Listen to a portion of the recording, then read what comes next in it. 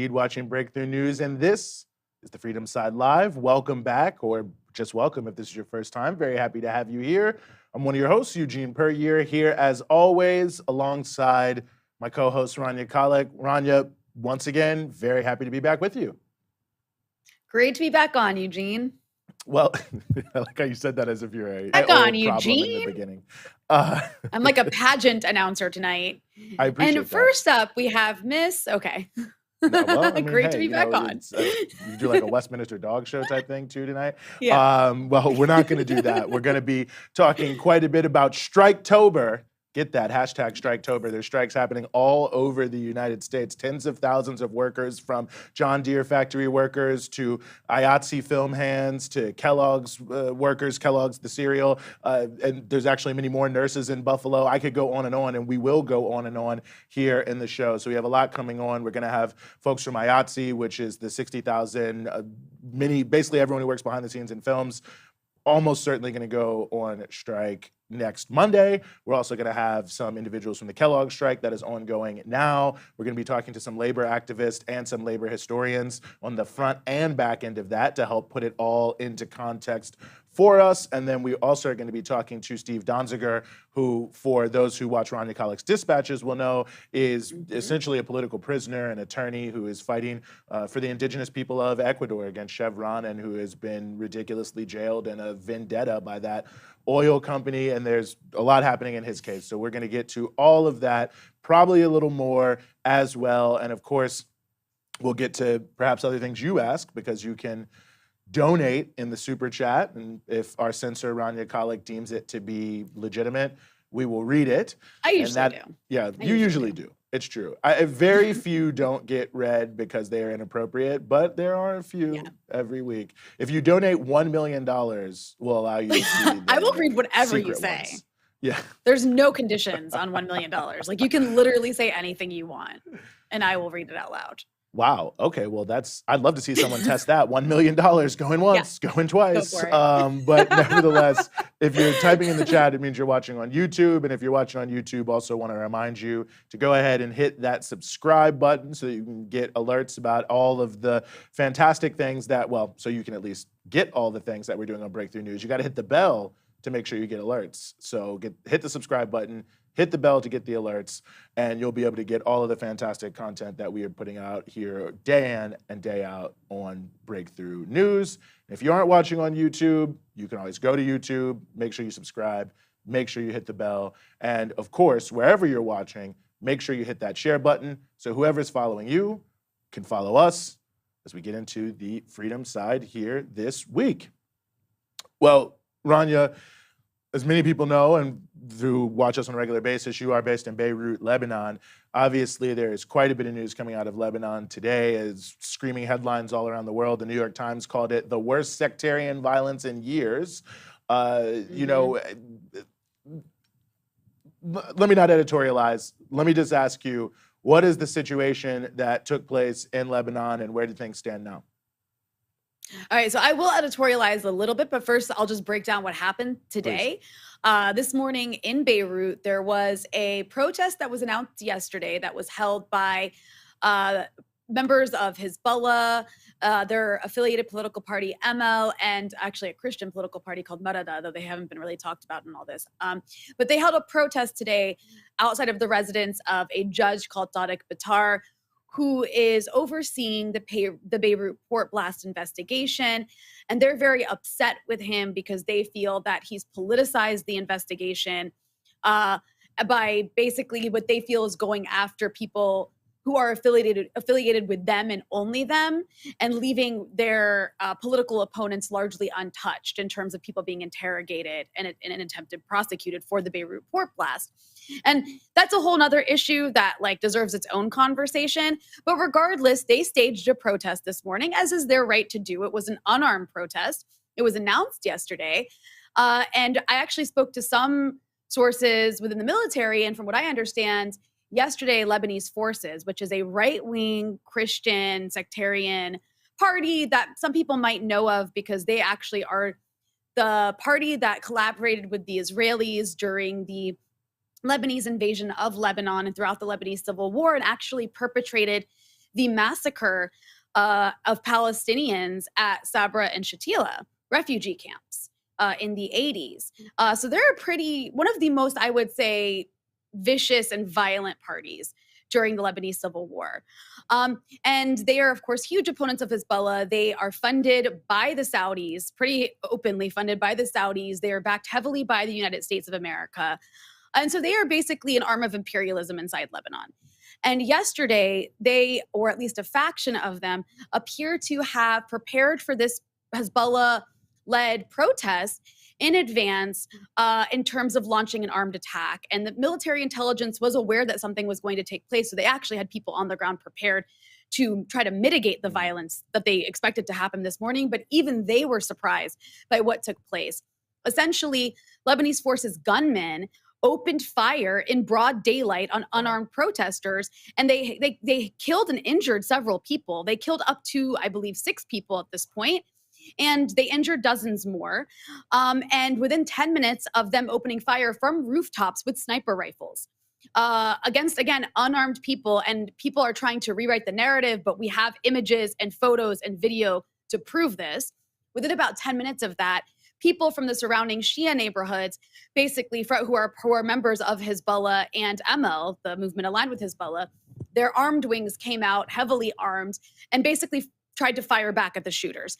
And this gun battle went on at essentially what is a former front line of the Lebanese civil war between these two sides for several hours.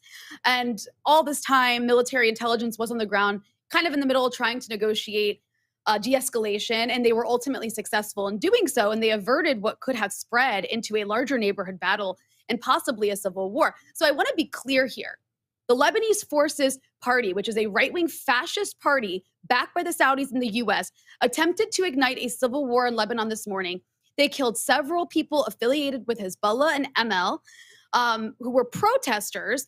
And that is what happened. The story you are seeing in the mainstream media is trying to completely whitewash this, and also trying to almost blame Hezbollah for daring to even stage a protest in the first place.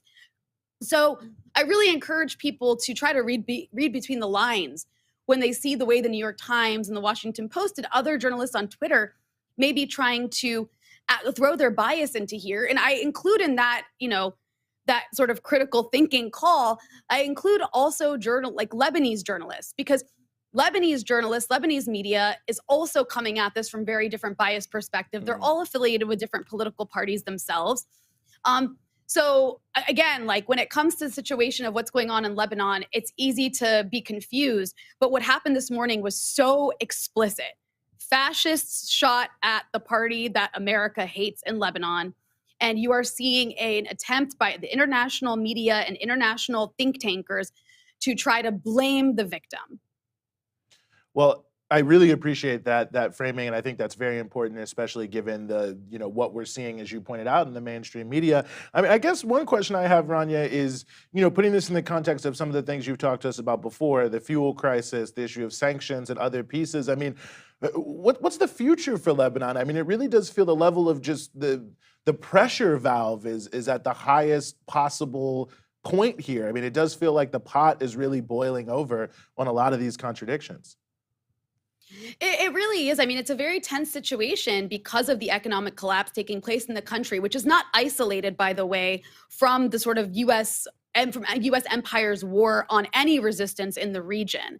And that's another problem with Lebanon is, the country's so polarized right now between those who support resistance, those who are basically pro-American imperialism, and then there are people who are kind of a little bit confused, the sort of more liberal types, maybe even more progressive types, who have, I think in the past few years, been really taken in by a dangerous discourse promoted by Western-funded NGOs that blames the country's problems entirely on corruption and internal deficits. And yes, Lebanon does have a lot of corruption. So does America. Right. I mean, frankly, so does Europe. So does every country in the world has serious corruption problems. Also, other countries in the region that don't have the same problems Lebanon has. So there is a real problem in Lebanon with people failing to understand the external factors that are contributing to this current economic crisis. I did an excellent interview with a good friend and journalist that I know here, Jamal Ghassan, about the economic collapse in Lebanon. I also just want to note this is relatively new news that I'm getting, and I'm not sure the exact details of it, but apparently there have been retaliations in Baalbek, which is an area of Lebanon, against Lebanese forces. So I'm not sure what the details of that are, but and clashes might be happening back and forth. Again, I'm not sure about the details, but this is what was so dangerous about this escalation that took place this morning, is it really opened the floodgates to a potential sectarian conflict. And Lebanon is always on the brink of sectarian war. It has a intentionally weak state that was put together by Western powers to keep the country weak and controllable. And there's so many external actors, the Saudis, the Americans, or the Americans are slightly less involved, that are always trying to light a match. Because you can light a match in Lebanon anytime. There's so many parties that are controlled by outside actors. Of course, everyone will say Hezbollah is controlled by Iran. I would argue that it's not controlled by Iran. It just happens to be partnered with Iran. But, in this situation, people are angry at Hezbollah for firing back. But, my answer to that is, what are they supposed to do when they're shot at and they're unarmed? That's a good question. I just don't understand. Yeah, well, it's one of those sort of enemy politics kind of things where no matter what they do or no matter how they do it, it's, when they brought the fuel to the country, people were just like, oh, how dare they keep the lights on at hospitals? You know what I mean? It's just people will find anything. We see a similar situation in Palestine, of course, too. With the author, Sally Rooney and the BDS issue, and it's just like, okay, well, if they do armed struggle, then they're terrorists. If they do BDS, then they're anti-Semitic. So it's just like you can't win for losing once you've been deemed an enemy, an official enemy by the West. I'll add one last thing just to top this off. You're absolutely right. And I'm glad you mentioned Palestine, because a lot of people that will say about Palestine, they'll note the Western media coverage is completely biased and that everything's always blamed on Palestinians. They're never allowed to fight back. And there is a similar dynamic when it comes to Lebanon. But a lot of the same people who can understand that with Palestine, when it comes to Lebanon, all that goes out the window. All of it, including the sort of like today, a person who's a researcher for Human Rights Watch was essentially trying to blame Hezbollah getting shot at, protesters getting shot at on Hezbollah. Wow. Like, that was the narrative being promoted by, I guess we shouldn't be surprised. It's Human Rights Watch. But, some of the same people will sort of understand this is problematic when it comes to Palestine. But then when it comes to Lebanon, it's a totally different ballgame. And it's really unfortunate because a lot of the same players are, sabotaging and they're infiltrating and they're intervening. A lot of the same sort of imperialist meddling that you see when it comes to Palestine happens in Lebanon as well. It's just, different names. And I really wish people could go back to understanding it that way. Yeah. No, I hear you. It just speaks to the sort of interrelations of the whole region. And I think, as you pointed out, about the weak state and just the context of how sort of the various nations and borders and projects have been shaped over the years to create a lot of these problems. And I thought that was a very good framing that you gave. Well, very unfortunate situation, although very fortunate to have you there on the ground to be able to give us the right understanding of this, because obviously, like I said, and for those who are probably watching, you've already seen, at least about an hour ago, was the front page of everything, top headline of everything. And of course, as we know with many of the issues we cover, just because it's on the front page doesn't mean those individuals know what they are talking about. Well, obviously, we're going to keep covering Lebanon. We're going to keep covering different pieces. I think, as you pointed out well, you had the interview on Dispatches recently on this issue that people can check out to know more. But I think as we move on, and we will move on, we've got a lot coming here in the show. We're going to have Steve Donziger later in the show. We're going to be talking to IATSE workers who are on strike, Kellogg workers who are on strike. But we want to get some framing here for the issue of Striketober. This has honestly become my favorite saying. Although I have to say, I've seen a little kerfluffle online about who invented this. I won't go into that. Nevertheless, it is Striketober, and we are very happy to be joined as we continue the show by Yasemin Zahra, who is the chairwoman of Labor Against Racism and War. Yasemin, thank you so much for being with us. Hey, Eugene and Rhianna. Thank you for covering this issue when so much of the mainstream media is not even talking about it.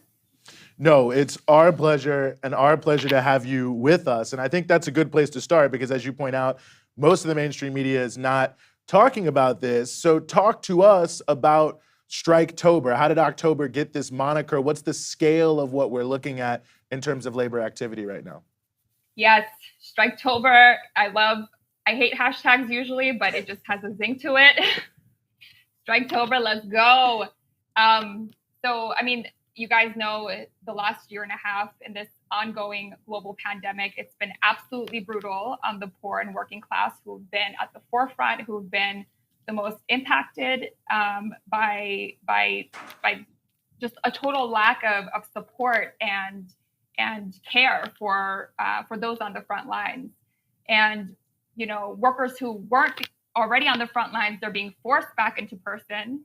And just about every single union across the country since the pandemic started has seen a massive uptick in members joining the union if they weren't already a member, or, you know, just turning out to their union meetings in mass, getting more involved in just unprecedented numbers. This has been happening across the country.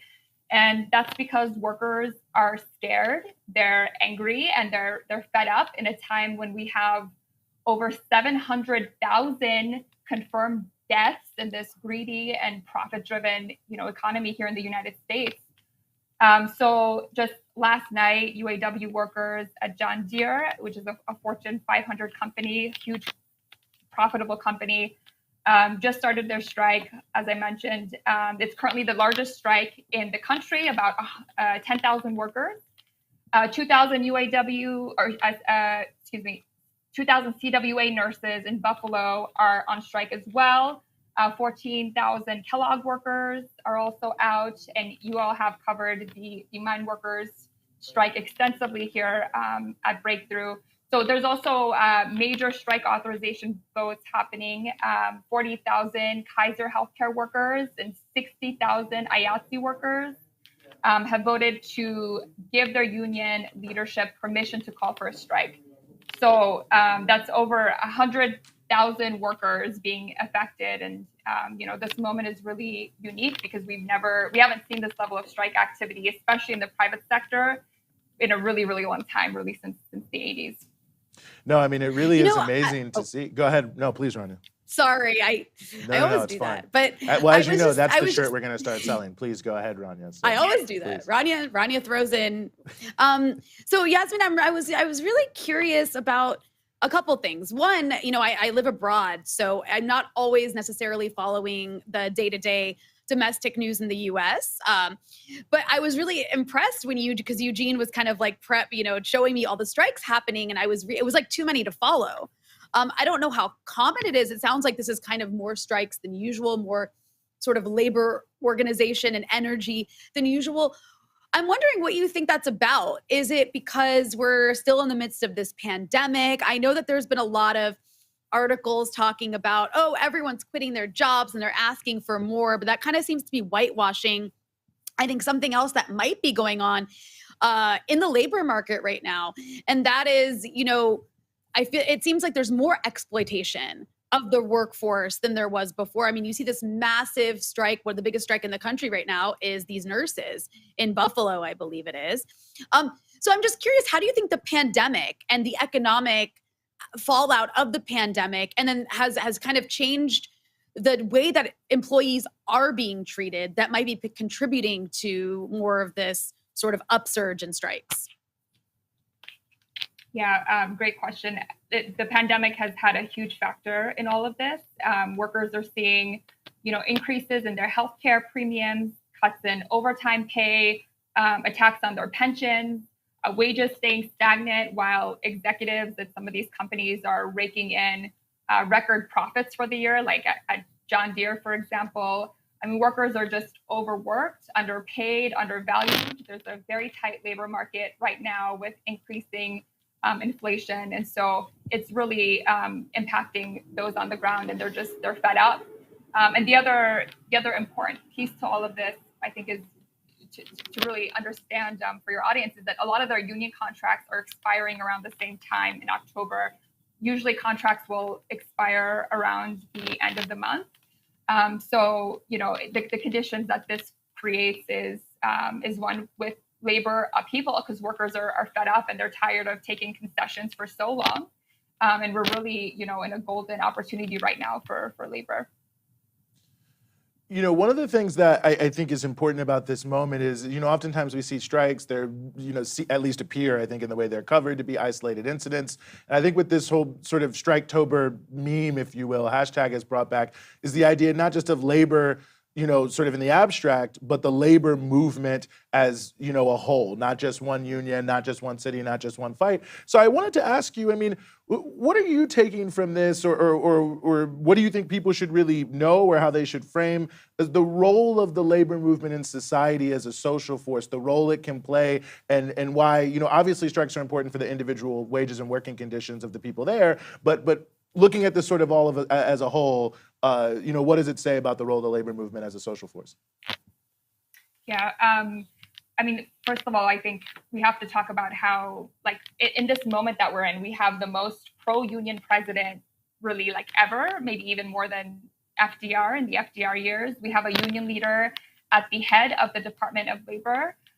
Positive union sentiment is the highest it's ever been in a very, very long time. So right now, workers have so much leverage. We're again in such a critical moment, and this is not a time for labor to sit back and take it easy. It's a time for us to just crank up the heat and win big for working people. And like you said, Eugene, the union is not just about economic struggles, although those struggles are incredibly critical. The union can be a machine for humanity. And the fact of the matter is, workers run the economy. Workers, especially in large strategic sectors, have the power to just bring the whole damn system to a halt. And there's so much power in a union. They're oftentimes the most powerful institutions in a community. Very few organizations have, hundreds of thousands of members. And the workplace is the most common place where workers can really act on their consciousness as a working class. So there's so much that we can do in the labor movement to really impact the lives of both union members, but also non-union members as well. Mm-hmm. Well, at the outset, of course, we introduced you as the chairwoman of Labor Against Racism and War, and I wanted to just ask you about that. What do you all do at Labor Against Racism and War, and what's the relationship between the labor movement and the international foreign policy issues here in the U.S.? Yeah, well, we are, I would say building the next generation of unionists and workers who are just bonded together through the vision of what we know our unions can become. The record-breaking war budgets that take, tens of billions of dollars from our communities, from our members, from the mouths of our children. This money is better directed at, public education, affordable housing, universal health care, and other things that we actually need to survive and to thrive. It's always working people who suffer from these silly wars based on mostly lies, while executives continue to enrich themselves on defense contracts. Nobody, both at home or abroad, working people on both sides. Nobody benefits from these interventions. And like you said, wages and benefits are important, but what we always say is it's hard to find good jobs when we're living on a dead planet. And so we have to be internationalists in our worldview because we know the boss is international and has loyalty to really only profits. Like there's no country that these executives have loyalty in, and they'll go to any corner of the globe to find whatever measly profit that they can find. And in the same vein, workers and our solidarity needs to go across borders if we actually want to get serious about challenging capital and breaking the boss's power. Mm-hmm. Well, let me just ask you this before we close. For people who may be watching who are unorganized workers, who are looking at Striketober and they like what they see, what's your message to them? Yeah, great question. Join a union, organize your workplace, in 2018, and there's, similar trends here to the 2018 educator strikes, where there was a huge surface of strike activity in the public sector. I was organizing teachers at the time, and a lot of people were starting to look at the union who are not members, and really, seeing the union as a vehicle to fight back. And that's what unions are supposed to do. They're supposed to be vehicles for humanity and to protect and help the working class thrive.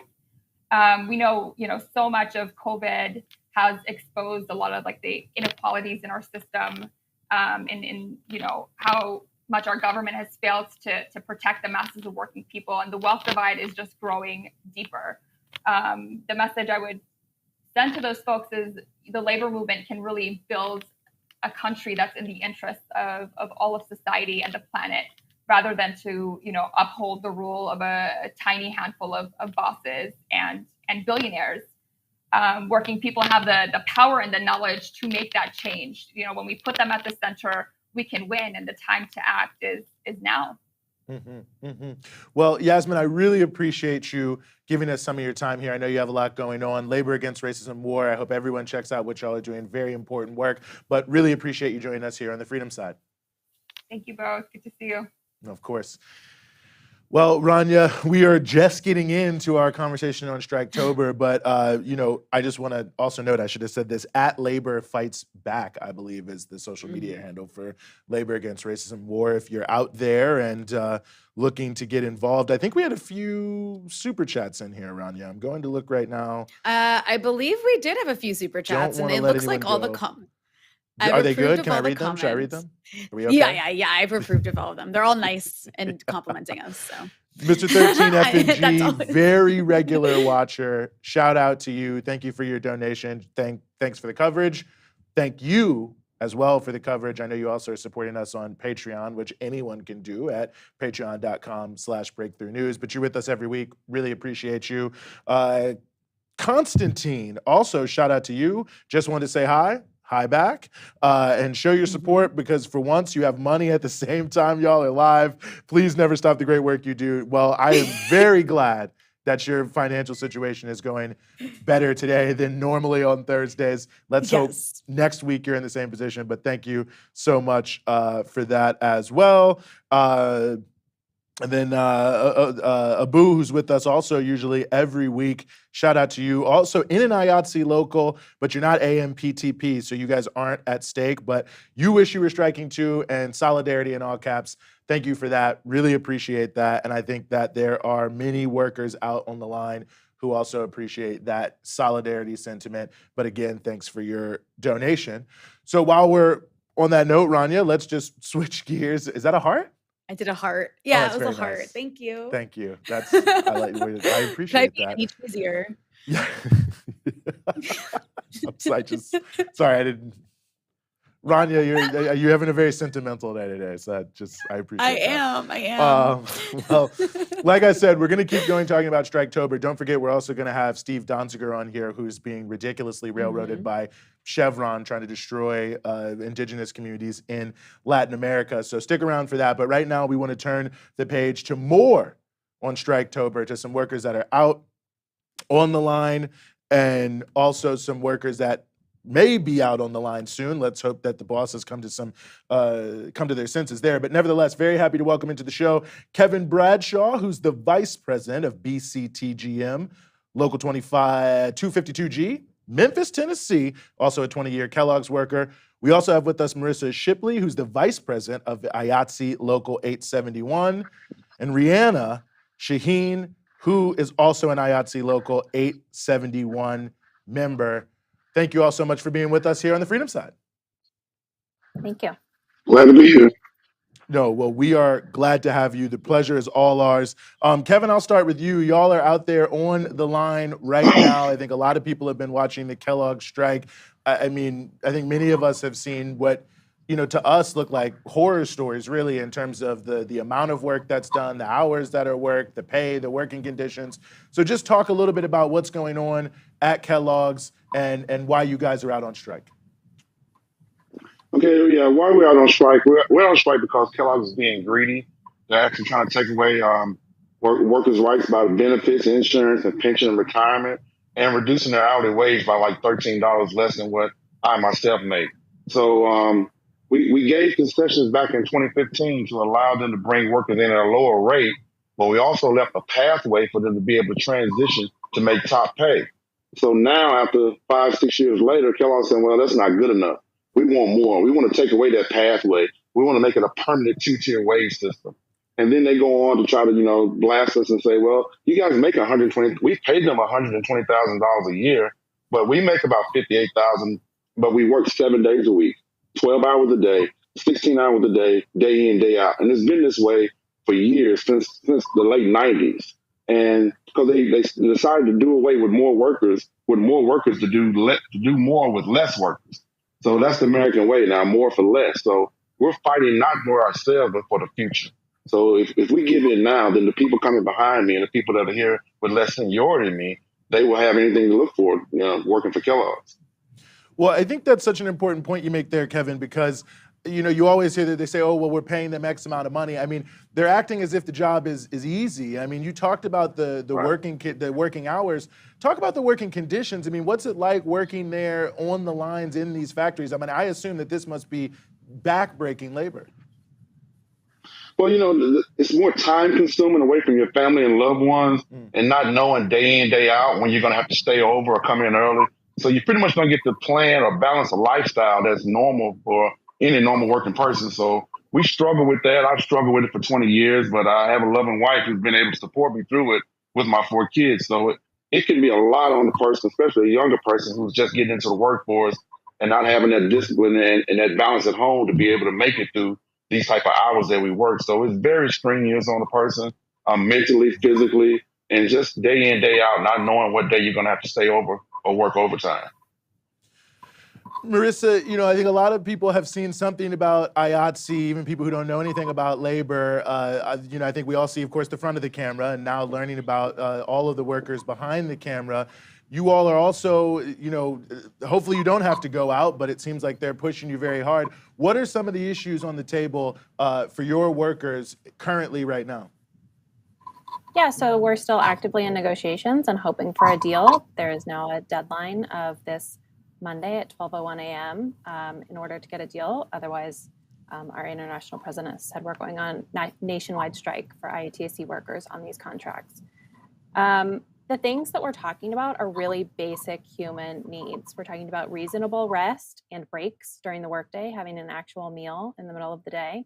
We're talking about living wages for the members who make the least, sustainable benefits like healthcare and retirement security, and a fair share of streaming success. These, corporations are not experimental and they're not a new model. They are well established and making plenty of money, and the members working on these shows that have budgets that rival or exceed the traditional media should be paying their members fair wages and, paying into their benefits in the same ways that the traditional companies do. I'm really glad you said that. And just a quick follow-up on that. I mean, one of the things I hear from these companies is that in the streaming era, that basically they're all going broke. I mean, it seems fantastical to me since I know what I'm paying them to watch TV. But I talk about that if you could, because I think that's a big talking point that sort of, well, it's all this because of technology. We're also being, squeezed. Yeah, while I can't speak to their business model, it's hard for me to believe that it is not a profitable product, given that everyone is getting into it. They want more and more content. People turned to the arts, and particularly TV, during lockdown last year. So they are desperate for content, and the workers that get squeezed are the behind the scenes crew that make these projects possible. And they find the money for everything else. They find the money for multi-million-dollar deals for their CEOs, and they find the money for on-screen talent. They find the money for equipment. They need to find the money for the crews that make these projects possible. Mm-hmm.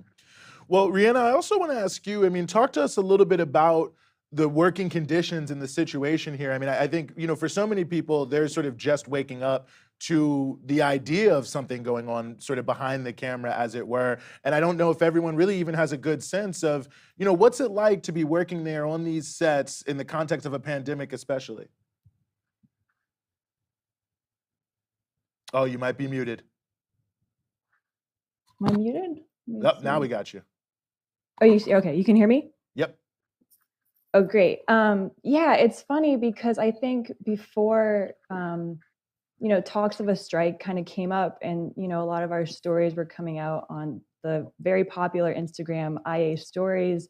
A lot of folks on the outside thought that Hollywood is such a glamorous industry, but it's actually a lot more similar to like what Kevin was talking about, of just like the long hours that we work, where you have crew members who are working like 70 plus hours a week for months on end, and with barely any time to see their family or friends or to have lives outside of that. I mean, I can say personally for myself that I've missed weddings, I've missed funerals, I've put off doctor's appointments to no end, and you just don't know what the next day will bring, because you get a call time and you don't know when they're going to wrap. And like Marisa said, like these studios just squeeze us. And it doesn't matter if you're the production assistant who's non-union, or if you're the camera assistant who makes a good wage, but is also like hauling tons of equipment, has to drive home after wrap, and maybe that's after a 19-hour day, and they don't know if they're going to make it home safely. There's been so many people who have died working on these sets because of the long hours, and it's just something that has to stop. Kevin, I think about these big corporations, and we're talking about it, and obviously you guys are up against Kellogg here, and they're making so much money, inflation, the prices are going up. Yeah. I mean, it seems to me that there's just such a level of disrespect with what you all are dealing with. I mean, the fact that you have to go on strike just to get the most basic, I think what almost everyone would assume, just the most basic rights on the job. I mean, how does it feel as someone who, is out there working faithfully, your members out there working hard? There's obviously a critical product. We're all eating Kellogg cereal. To have the company respond like this to these very basic demands? For us, I mean, it feels really bad. It lets us know that Kellogg is very greedy.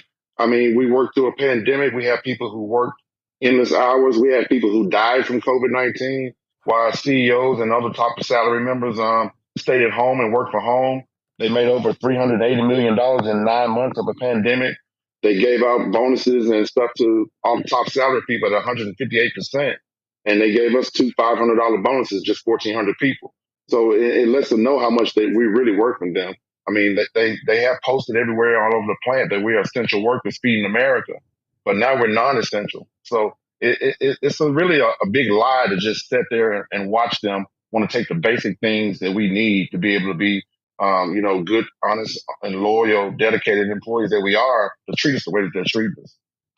One thing I also wanted to ask you, Kevin, and there's a photo, maybe you've seen it, that I think has gone viral, of one of your union brothers out in the rain holding the line, and I think it was just very indicative to a lot of people of the level of steadfastness people have. Talk about what it's been like out on the picket lines and the type of support that you all have been getting, and how that's felt. It's been very, uplifting for a lot of younger people who've never experienced anything like a strike or a lockout. We have community involved. We have all the religious community involved, over 500 churches in Memphis. We have all the unions. It's over 45,000 union members in Shelby County that I live in. We have a lot of support, and they understand what we're going through. Even other businesses and companies that came out and gave support, like the NAACP. We have Teamsters, one of our big supporters. We have our Central Labor Council. I mean, it's just a plethora of support and help from all over, and it helps lift the morale and let the younger people know that they're not in this alone, that this is bigger than them, and they're actually making history by fighting against a big multi-billion-dollar company like Kellogg's itself. Well, I have to say that's amazing to hear, and quite frankly, I think it puts a lot of the propaganda about the South also to question too, that people don't support unions and things like that, to hear folks coming out so strongly there in Shelby County. And Marisa, I want to ask you a similar question, because I think when it came out that there may be a strike in your industry and that IATSE may have to go out, I mean, I don't know, maybe it's just the circles I'm in. I tend to only be around people who support union members, but it was just like this wave of like, we are behind them. We are supporting them 100%. And I wonder how it's felt to see the public response to the struggle that you all have been waging here and during the negotiations. It feels great. I think, our members have been this large invisible workforce behind a highly visible industry and product. And so it has often felt like the conversations that happen about and within Hollywood totally just miss the crew altogether. So when we're talking about diversity, equity, and inclusion or pay equity, it often happens at a very high level of, corporate or actors. And I'm very encouraged and feel an enormous amount of support in the fact that the conversation is happening all the way down the crew levels. And I think you see an enormous resolve in, 98% of our 60,000 members in film and television voted to authorize a strike. Like getting 98% of anyone to agree to anything just speaks Right. to how enormous of a problem these conditions are for the crew members working on these projects. I think before this point, there was, the industry is in a lot of ways built to insulate the people at a certain level from the realities of the working conditions of the crew on their projects.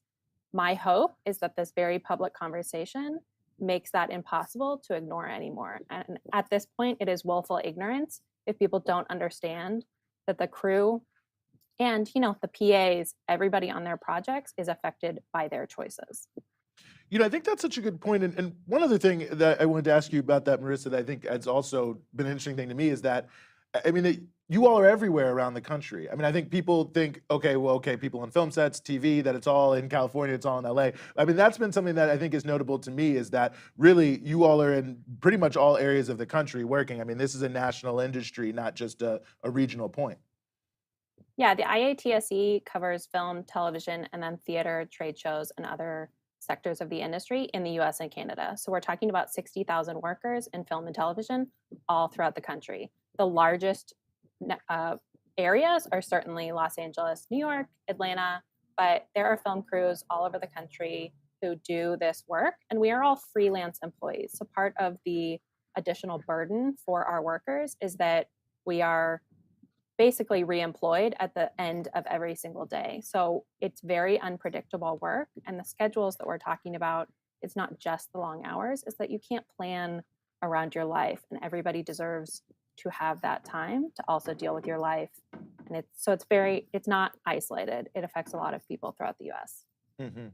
Well, Rhianna, I also wanted to ask you about the issue of the strike vote, because I myself definitely was like, okay, whoa, 98%. Well, there's no question there. But what was the conversation like between you and your coworkers around the issue of voting in favor of at least being willing to go on strike if necessary? Yeah, it is, I guess, the first time we've ever gotten to this point where we were voting for a strike authorization. So, I think there was a little bit of anxiousness, but at the end of the day, the things that we're asking for, like our basic humanity, it's so long overdue that, there's so many crew members, so many of my coworkers and myself where like, I can't always foresee myself continuing on in this work. Like, I don't have the bandwidth to continue on with these hours. And what that means is that I have to leave the industry, and we shouldn't have to like make those choices. So I think, we've really been driven, I think we've been making sacrifices just to get the word out about the vote. And just seeing that, I think we've felt, super strong together in our unity and solidarity that we can win this fight. Because when we fight, we win. But yeah, I think everyone's super pumped personally. Mm-hmm. Well, Kevin, let me ask you this. In terms of the state of things right now, where are the negotiations at with Kellogg? Are they negotiating with y'all? And what are you expecting in the coming days? Well, as of right now, they're not negotiating with us. They've made different public statements that they're willing to go back to the table, but they haven't reached out to go back to the table because the things that they have on the table are just not acceptable. So the union is always willing to negotiate in good faith, and we're hoping to hear from them soon. Mm-hmm. Well, and one thing I also wanted to ask you too before I let you all go, Kevin, is, you mentioned a couple times that, the younger workers have been very, enthusiastic about this, the things that they've put on them, the 2-tier wage system, the other pieces. How important is this, do you think, for your union and for the labor movement at large, for younger workers to really be standing up and fighting back like this? I mean, does it really sort of strengthen the movement going forward by renewing, so much of this heritage and spirited of the labor movement? Yeah, I think it shows that we don't have to accept the things that corporations and companies want to just throw us and make seem like it's the industry standard, because they can afford to do better and they have done better. So why not do better now? They're trying to do, just give people what they feel like is acceptable. And we don't have to accept it. I would say to anyone, just know your worth. And, companies are going to be greedy if we allow them to be greedy, and we have to fight back. And like we said, when we fight, we win. So we just stay united together, because my fight is your fight and your fight is my fight. And we just need to fight. One final thing I just want to say, Kevin, so you guys are out on the line. What can people do to support you all? You can go to our Facebook page, Kellogg Union Striking Members Strike. I got that all wrong, but you'll find it. Or you can go to bctgm.org, and they'll have the link for everything. Just go to bctgm.org, and you can find our ways to support in states. That's Omaha, Nebraska, Lancaster, Pennsylvania, Memphis, Tennessee, and Battle Creek, Michigan. And we love to support. And we support you other guys that are on strike or threatening to go on strike as well. Excellent. Thank you. And Marisa, I mean, again, hopefully you guys don't have to go on strike. Is there anything you want the listening public to do to support your struggle right now? Right now, there's an open letter that you can sign, a petition telling the industry to, deal with us and give us a fair wage. You can find that at IATSE.net. And if there's a strike, there will be more information about how to support workers on the picket line in calling for what they deserve. Right on. Well, Kevin, Marisa, Rhianna, really, really appreciate you guys giving us some of your time here on the Freedom Side. It was really an honor, and, all solidarity to you. Thank you so much. Thank you. Thank you. Thank you. Mm-hmm. Well, Rania, I have to say, I mean, it really is, it's inspirational. It's fantastic to see. I mean, it's also unfortunate and tragic that anyone has to, make these kind of sacrifices, both either to go on strike or potentially go on strike, or quite frankly, to work these kind of conditions just to survive. I mean, it really is such a statement about the nature of work in life. We're in the richest country in the history of countries, and you've got these huge corporations. I mean, I don't know how much money I'm giving away to Netflix and all these other people. They're trying to put people on strike, cereal flying off the shelves. I mean, and somehow they're forcing people out. I mean, it really is something. Especially when you see the amount of money that the people in charge of these companies are raking in. This is pure greed. And also we live in a country, well, you live in a country and I'm from a country that really doesn't have very much protection for workers. I mean, that's what this demonstrates, is there's very little protection for workers in America by developed world standards. And it's quite shocking and shameful. And yes, it is totally inspiring to see all these people coming together and rising up to do something about it. But in a country as rich as America, it really speaks to the situation we're in terms of capitalism during the pandemic. Mm-hmm. That working conditions are getting worse and worse, and workers are losing more of their rights. I mean, it's been happening for decades, but I think this has really brought it to the fore. Totally. Well, before we move on, I want to get a quick super chat. Hawk, shout out to you. Thank you for that. With the Animation Guild, with TAG, also a union member, saying that they support our IATSE Ken. Thank you for showing their struggle against AMPTP for fair hours and lunch breaks. And that's an important thing. I mean, people on these crews, many of them are not getting lunch breaks. And as you heard, working 19 hours a day. I mean, it's shameful in so many ways. But thank you, Hawk. I appreciate that. And for those who are just joining us here on the Freedom Side, also want to note that a little bit later in the show, we're going to have Steve Donziger with us talking about his case, very important case, fighting against Chevron, who, as you might imagine, is destroying indigenous communities with their oil extraction. And, he's really been hit with a legal vendetta by Chevron that's jailed him for 2 years and perhaps even longer, but they're still fighting. So we'll have Mr. Donziger coming up soon. But, one of the things I think it's important to do, Rania, in these moments is to also put some of this in perspective. I mean, we had Yasemin Zahra talking about sort of the broader framework of Striketober, and we've heard from some of the workers. But, where does this really fit, I think, in the broader history of the labor movement in America, of workers' rights in America? That's always a question for me. So we are very happy to have joining us as we continue the show, Dr. Frances Ryan, who's a a labor historian and assistant teaching professor in the School of Management and Labor at Rutgers. Francis, thanks so much for being with us. Thanks so much, Eugene. It's good to be with you. Rhianna, good to meet you today as well.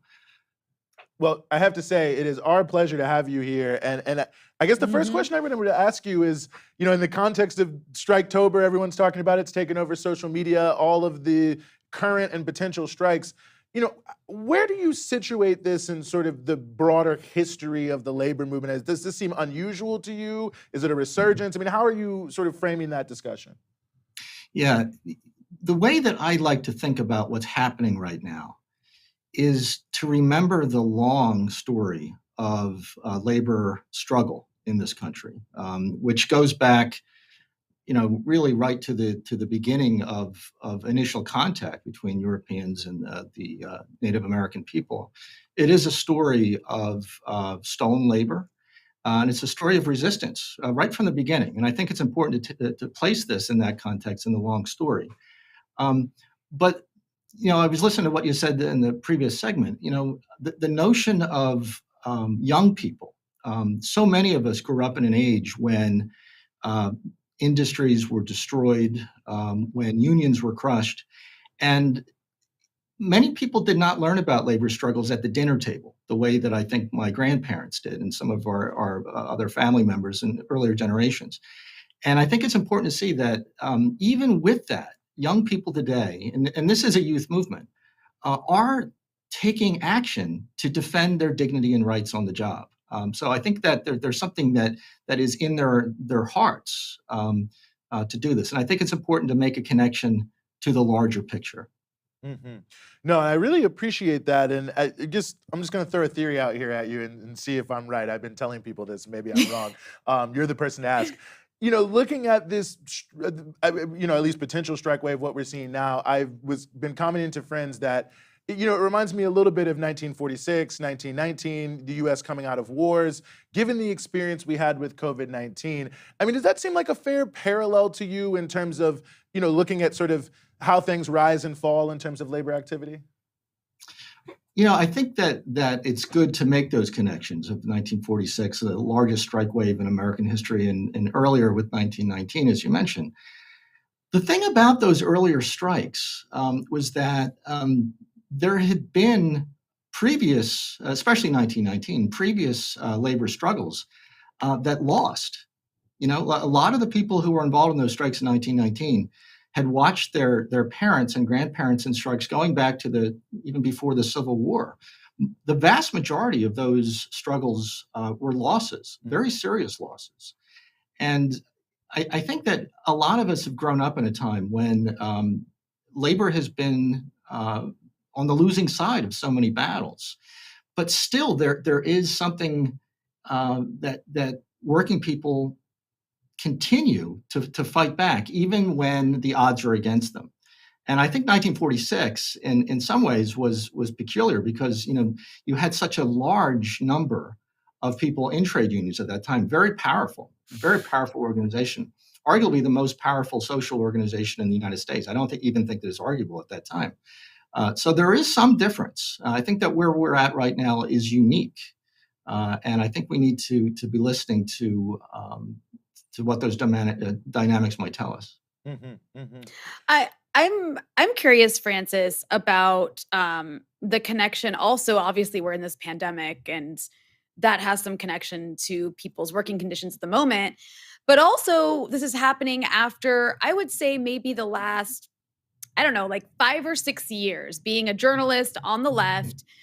The last 5 or 6 years, maybe since 2016, maybe a little bit before that, when Bernie Sanders started running for president and the idea of like socialism became popular among younger people. And it kind of blew up again in the 2020 election campaign. And I feel like the left grew. Do you see a connection at all between the kind of maybe growth of people being more interested in the idea of socialism and maybe joining more leftist organizations? And is there a connection between maybe that and the sort of surge in strikes and labor organizing we see across the country now? It's a great question and a great observation with that too. I think that it's obvious that there is a direct connection here, that young people, especially who are interested in socialism, go back and look at its history. They look at the ideas that have shaped that movement globally. And so if you study and look at that historically, you automatically connect to those stories of labor rights. And even if you come from a family where, let's say, you don't come from a union background, for many of us, that was something that, when you're learning about this for the first time, especially after 2016 with Bernie Sanders, I think it's something that ignites the imagination that you're connected to these earlier struggles. And that's not something brand new. It's something larger and bigger than oneself.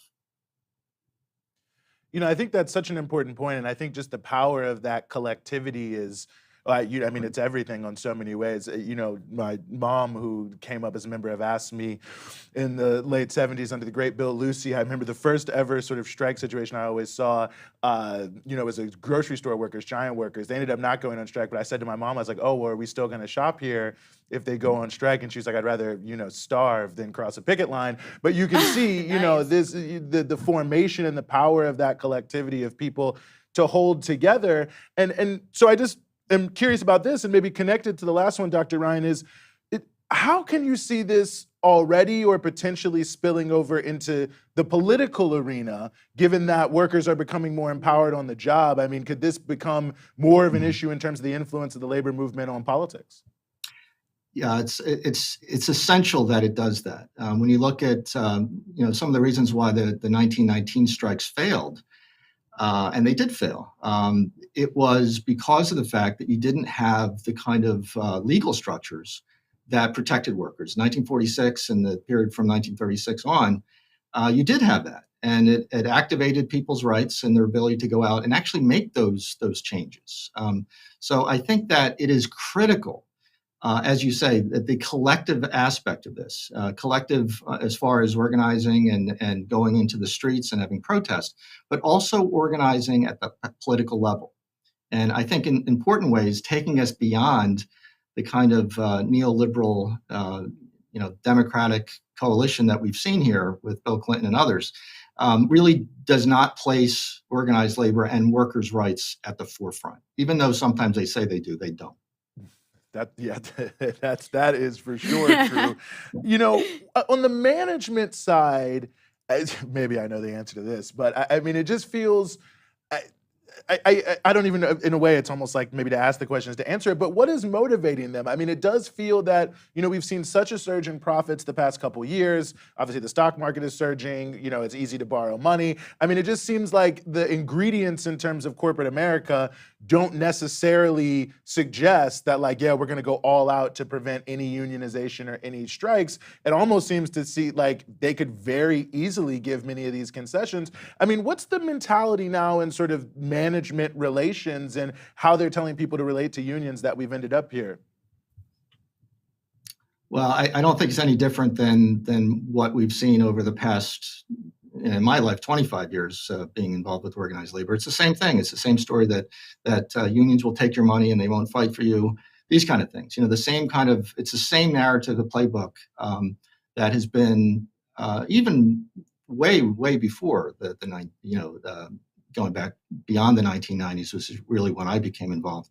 It's the same playbook. And, it's just a simple matter of power. They don't want to share power. They don't want to give up the exclusive rights that they have in the workplace. And, because of that, people work 2 or 3 jobs, are not able to volunteer, with, let's say, Girl Scouts or, baseball and stuff like that. They're not able to be full citizens. They're just working all the time. And I think that has become so much of the norm that we need to talk about that. Mm-hmm. I'm wondering, as a labor historian, as all this is happening, what are the things that people who are organizing, are workers, are striking, should kind of have their eye out for? Because like you kind of mentioned all these narratives that the bosses have had forever. But they also have a lot of tools in their toolkit for how to break strikes, for how to, break workers and how to get their way, right? Yeah. So like, what are the things we should be looking out for here with a historical Well, view? I think a critical thing, and we have to take things, we have to remember that we have tools as well. And I think the stories, for me as a labor historian, I think it's important that the stories of workers and the struggle of workers is so much more interesting than the stories of management.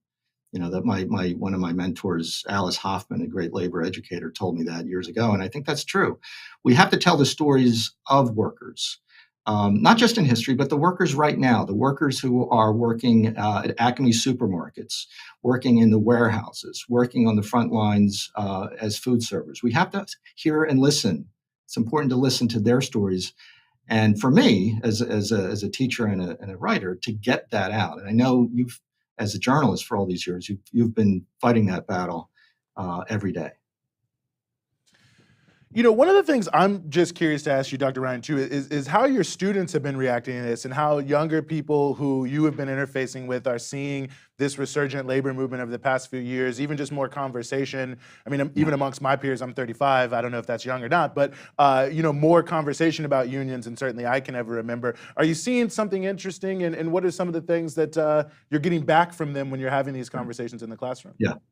I am. I'm fortunate to be able to teach labor history here at Rutgers University, and the majority of my students are working class, and many of them are working full schedules besides their classes. And I've been here almost 10 years, and I've had conversations with students like this working, let's say, in Amazon warehouses through that time, and they're aware of what their struggles are. But I do notice over the past few years, since the pandemic, that students are keenly aware of the power shifts and the power imbalance is what I would say, that they're aware of the fact that by the fact that unions have been in decline, there's a corresponding lack of growth in wages. And this cannot be denied, that power in the workplace for workers provides them with a better life. And so I can speak for myself here at Rutgers. The students that I interact with in these classes, they do speak about that, and they're aware of it, and they see themselves as not just learning about the past, but actively engaged right now as workers.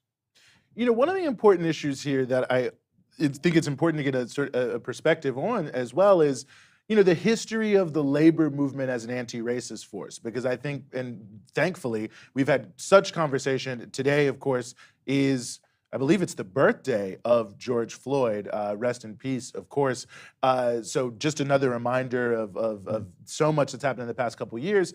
I mean, talk, if you could, about the importance of and the role of the labor movement combating racism, because I think that is an important element of the role it's played in our society that is also such a major issue that people are touching on and dealing with these days. Yeah.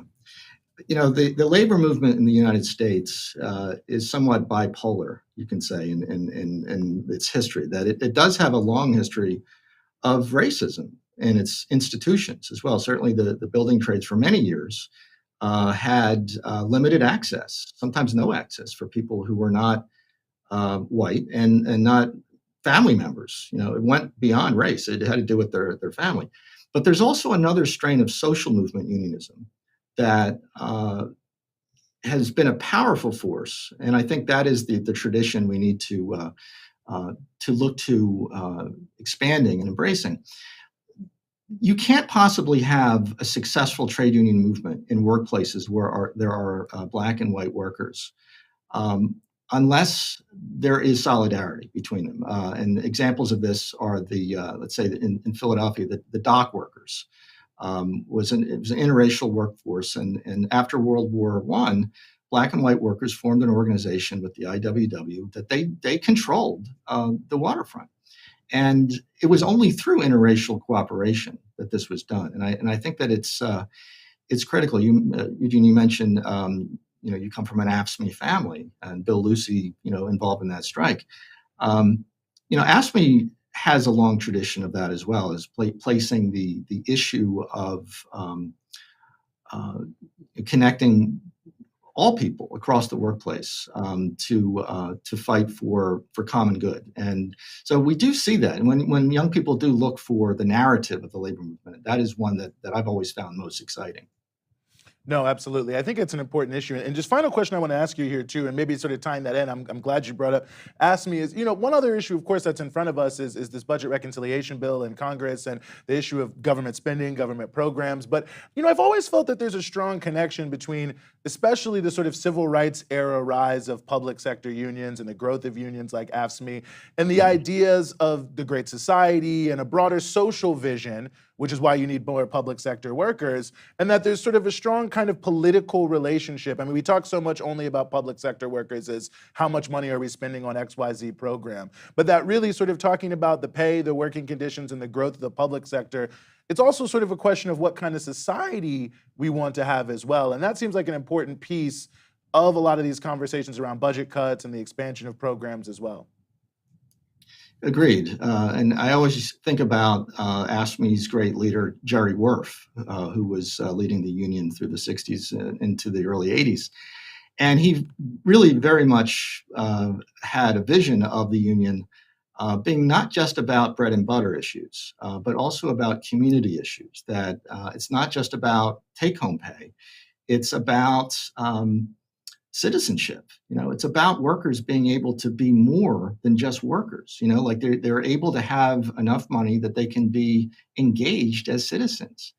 And I think that that is certainly addressing that connection with the community. And I think that if the organized labor is to move forward in the 21st century, it's critical that we embrace that tradition and understand it. Mm-hmm. Well, Dr. Francis Ryan, Rutgers University, really appreciate you giving us some of your time and joining us here on the Freedom Side. Thanks so much. Thank you. It was a pleasure. No, of course. Well, Rhianna, it's always, I think, important to get the historical perspective and the role that labor has played in this country. And I just, maybe for me, it doesn't seem underplayed. I study these things all the time and I talk about them, but I mean, so much has been lost with deindustrialization, the attacks on unions, automation. Mm-hmm. But the history is long and it's deep, and the things that we're seeing now in Striketober, they aren't new. They're a continuation, they're a rebirth, and I think that's an important thing to note.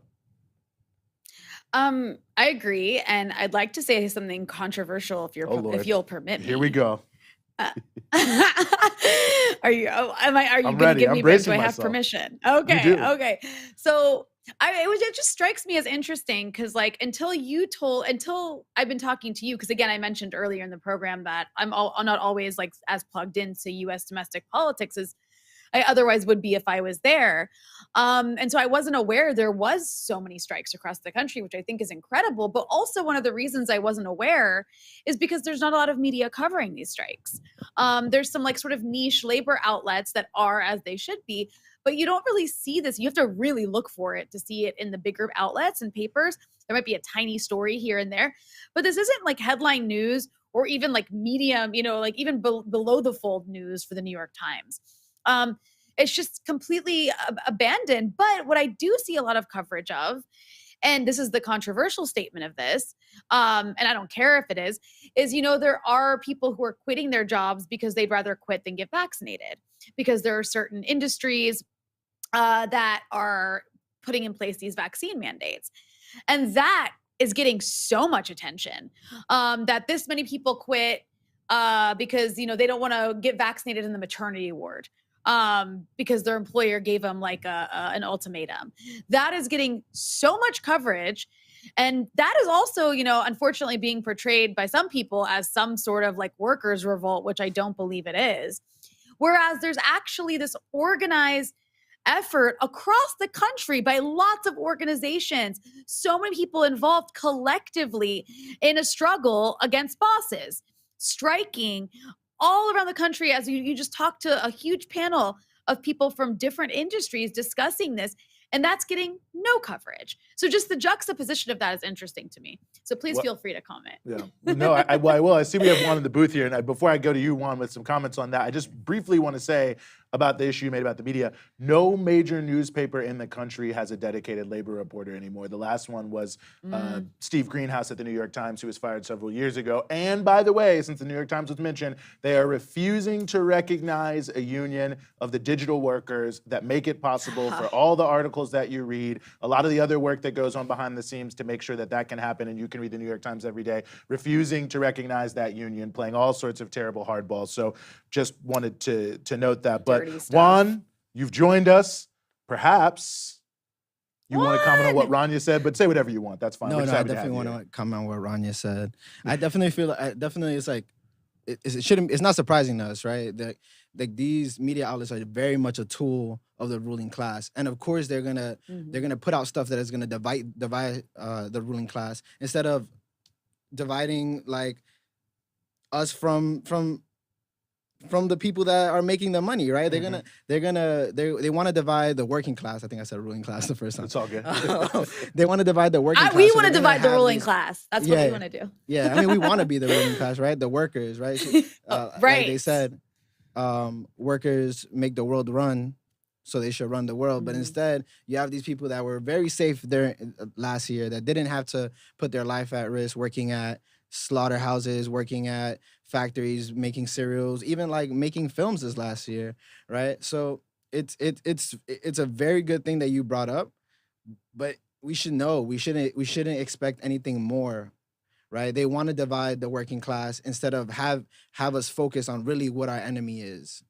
Yeah. I think that's such an important point. And when you look at the strikes going on amongst healthcare workers, their real demands are not what, these stories that you mentioned, Rania, are claiming. I mean, of course, the 2,000 workers in Buffalo are really raising amongst every other issue the staffing levels. And we also see in Kaiser Permanente out on the West Coast where tens of thousands of workers have authorized a strike, same thing. And it goes to one of the main reasons why we saw hospitals fill up so quickly and ICUs fill up so quickly is that these huge hospital corporations and sadly many public health officials have been aggressively cutting beds for the past 10 years because of course, having empty beds isn't profitable. So why be prepared for a mass pandemic or a mass casualty event of any sort if you're not going to be able to make profits? And so they're working people to the bone, they're working them aggressive hours, and then something like a pandemic happens and it becomes just carnage inside of these places. And the level of work, at anyone who's had to go to the hospital in the past year for any reason, and I'm sorry if you did, you've noted this, that, I mean, the level of work and the level of staffing, I mean, it's shameful what we've seen, but of course we don't get a lot of front page stories about nurses who are fighting hard against all odds against the hospital corporations, doing everything possible to make sure they don't have the tools to do their job. You only hear about the handful of outlier workers who are, being critical of vaccinations. I mean, I think it says everything about the role of the media, as you pointed out, Juan. Yeah, I mean, the thing is that we saw last year how many nurses went on, not even strike, because they were still working, but they had actions on their lunch break, right? Asking for PPE, right? Asking, there was a shortage of ventilators, but why? Because the healthcare system, like everything else in capitalism, is a profit. Like it's based on the profit. It's not based off making people healthy. It's not making sure that the population is a healthy population. That's why we weren't ready, and that's why we still have these issues. It's like we've learned nothing. There's been an entire pandemic, and we've learned nothing. You just reminded me, Juan, of when the pandemic started. I had come back to the States for a bit, and my brother-in-law is an ER doctor in Northern Virginia. And so he was having to deal at that time directly with COVID patients a lot because that's where they were going a lot of the time, was to the ER because they couldn't breathe. That's where they would first start out when they'd go to the hospital. And they were having to I remember he was having to do this weird thing where they only had a few N95 masks and he'd have to put them in a brown paper bag and let them sit. He had 3 masks he would rotate and he would have to wear them longer than you were supposed to. And it was the same for all his colleagues. And he was at a very nice hospital, a very nice, well-funded hospital system. And I remember when we still didn't know as much about the virus, I remember he was so desperate for PPE. We went around the Northern Virginia area looking for the kind of ventilated mask that you wear when you paint. Yeah. So we were like going to like Home Depots and whatever Lowe's, whatever these kinds of like home good shops are and like painting shops. And they were all out because people had hoarded them. Like someone had come and just bought the whole, someone at Lowe's had like bought the So American, had come and bought their entire like order that they had, their entire stock of these like ventilators or these masks, and had come up with some sob story that they were going to donate them to Wuhan, which was like obviously so fake. I'm sure they didn't donate them to Wuhan. I mean, they found a warehouse in New Jersey. They found a warehouse in New Jersey full of PPE that people were selling, you know, because that's the kind of like activity that this system promotes, right? Just how we saw whenever there's a natural catastrophe that like people start selling water at a crazy price. It's because that is what the system promotes, right? Making profit out of scarcity. Yeah, they're just kind of like doing what they're just mirroring what the country does, what the government and corporations that control them do.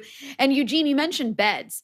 I want to note that under the Obama administration, there was a specific initiative that was promoted across the country to basically promote efficiency in hospitals across America. And part of that initiative was getting rid of beds, because we have ICU beds specifically. We have all these empty beds. We're only at 30%, 40% capacity. So the idea was that you should always be at 90% capacity. So you need to come up with a number of beds that has you relatively always around 90% capacity. Wow. It's insanity.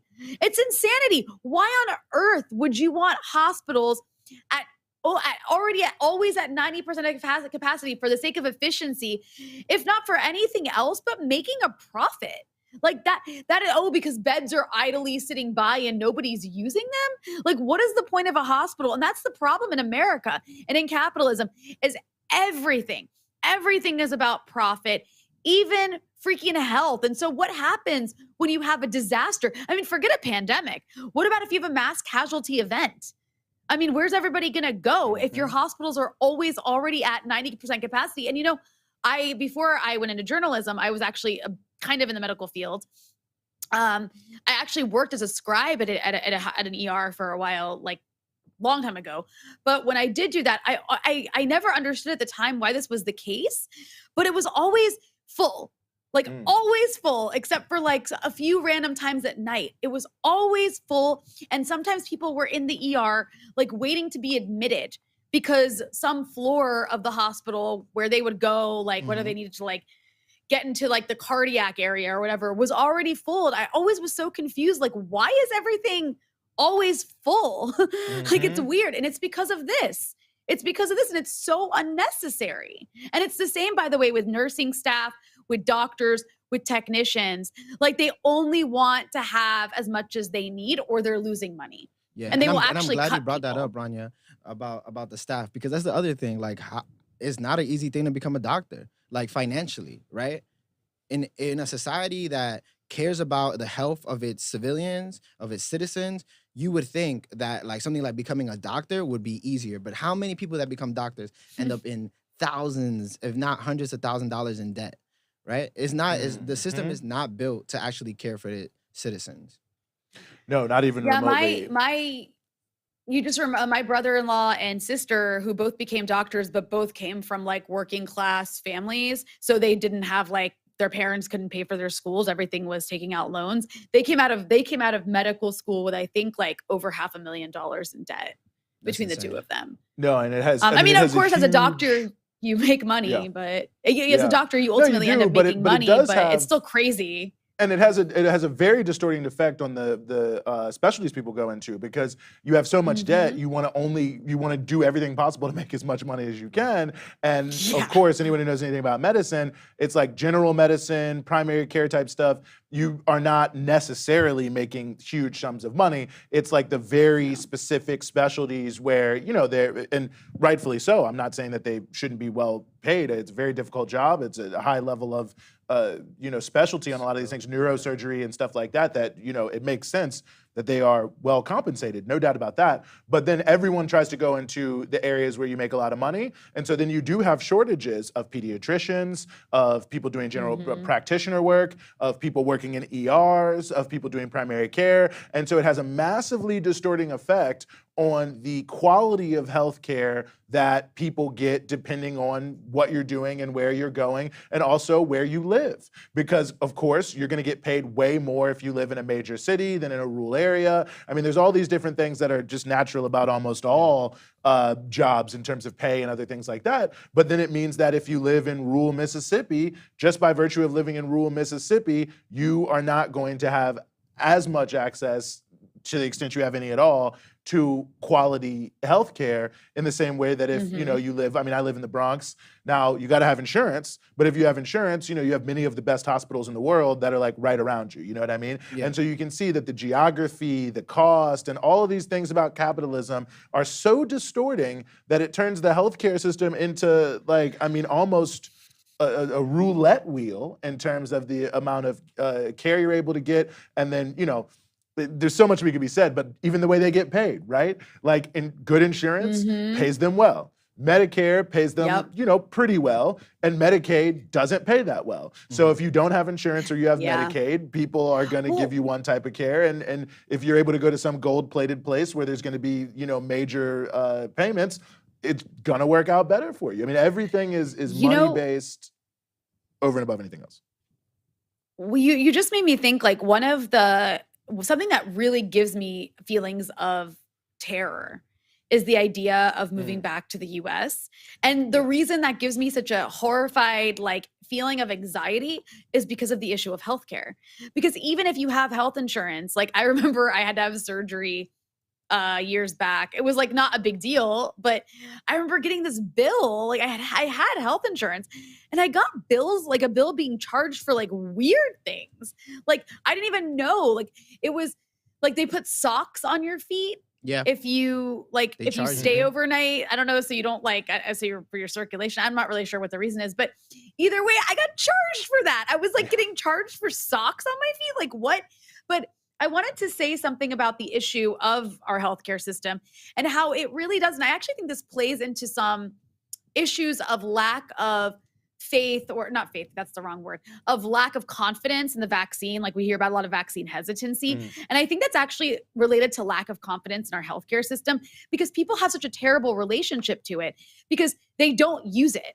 Like even if you have healthcare, you avoid using it because you don't want to get stuck with crazy bills. So you avoid even preventative care.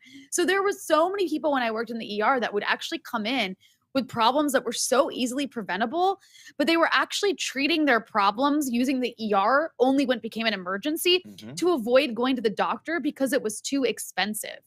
And there was so many people like this. Like, it's like, it doesn't need to be that way. And that's how America is. It's quite shocking for a developed country to have so many people, and it's normal. Like nobody really even thinks too hard about it because it's just so normalized. Like, yeah, I know people who haven't been to the doctor or the dentist for like 10 years, especially dental care, because it's so expensive and nobody has dental coverage. So people just like forego going to the dentist for basic cleanings. And that's a huge problem because it can lead to all other kinds of problems. And it's like a snowballing effect. And then the other thing I would see a lot in the ER was people who were like addicted to pain medication. So they would come in, and it was like regulars would come in with like really just making up all kinds of like, oh, my knee hurts, my arm hurts, but everybody who works there knows them as the person who comes in for pain medication. Yeah. And that was always really sad too.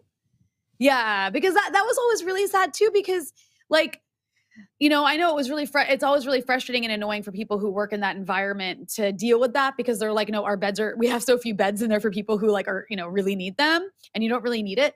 But that was so sad too, because it really speaks to just like a psychologically unhealthy society where like people are coming in to self-medicate with any painkiller they can find. It's just, the US is such a disaster in so many finally ways. Our story before I switch gears. Our story, shout out George Clooney.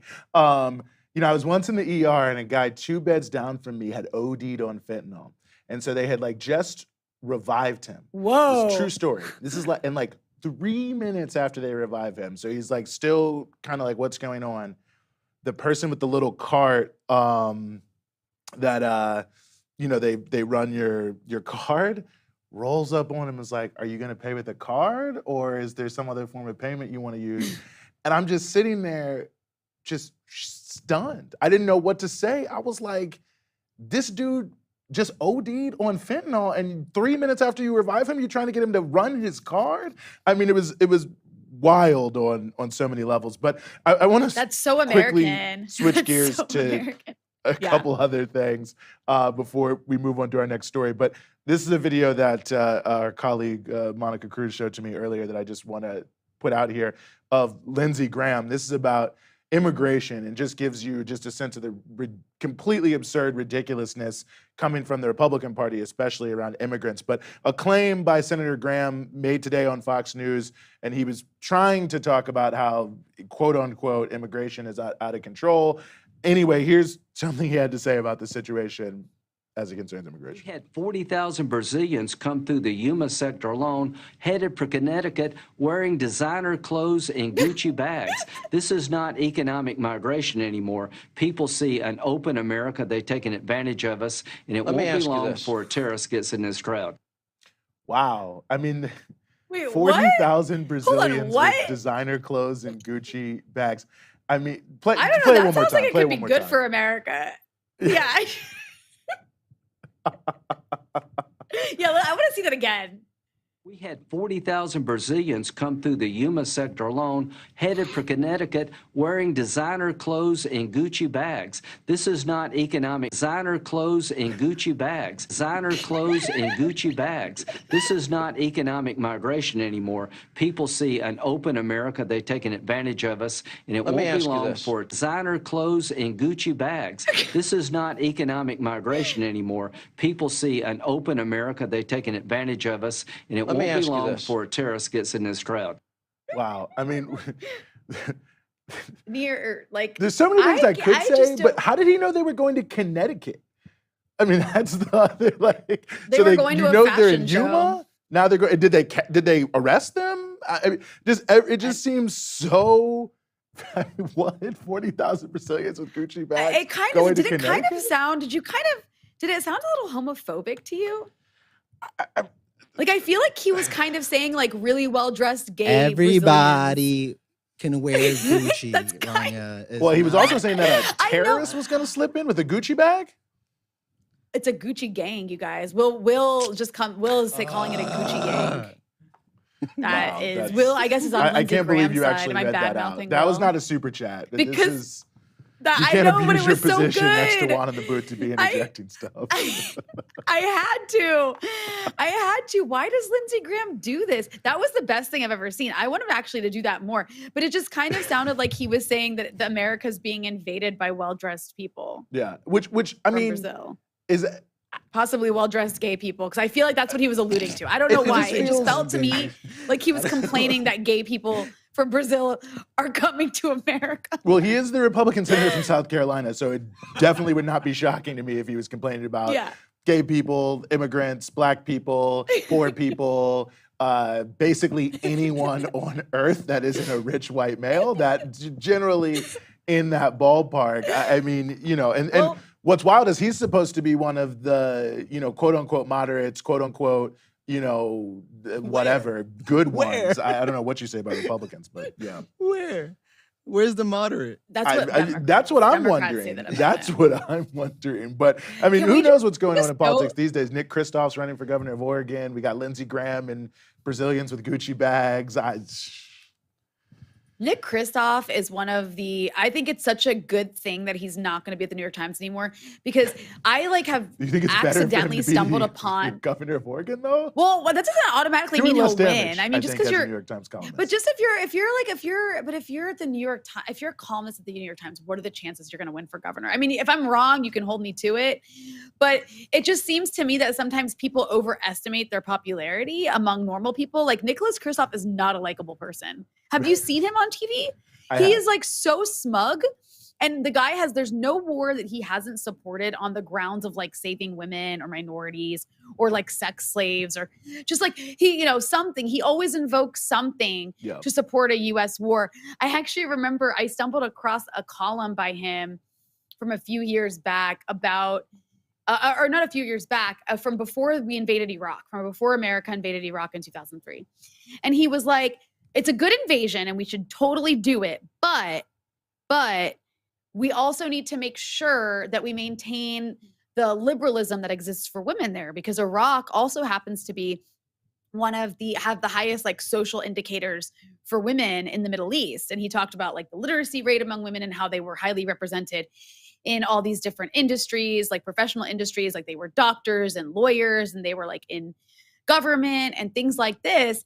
And how like, they can dress how they want in society and like they can like be out, not like Saudi Arabia where you need like a male owner to like, take you around on a leash or whatever like essentially the law is there. The guardian system. That's what it is. That's what it is. It's like being taken around like a dog. Yes.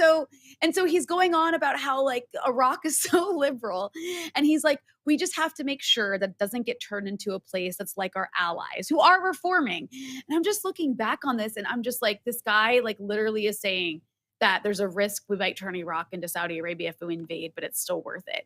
And that guy, I'm so happy he's not going to be at the New York. There was another time where he actually said that, like, I think it was him. I might be mixing him up with another smug New York Times columnist, but I'm just going to go with it probably was him. Yeah. And I believe it was. It's where he suggested that Palestinians need to try to just take up unarmed resistance by just going up to a checkpoint and standing there and just getting shot. Like a bunch of them should do like a sit-in and just get shot. And if they get shot, everyone in the world will feel really bad for them. And when they feel bad for them, Israel will be forced to end the occupation. Wow. And I'm just like, dude, they get shot every day and you don't notice. Well, and also, I mean, I think tens of millions of people around the world already feel bad for them and show solidarity on a regular basis. I don't think that what's lacking is people caring about the Palestinian struggle. Obviously, what's lacking is the moral and political will of U.S. imperialism to do something. Anyway. We have a super chat. I was actually going to say we were going to turn the page here before I started talking about the Oregon governor's race and who's going to win. But Juan, did you want to get back in there? No, I don't want to get it. I don't want to get back in there. Just going to leave that one there. I'm just going to leave it. Yes. Well, shout out to the person who you do what you feel is right.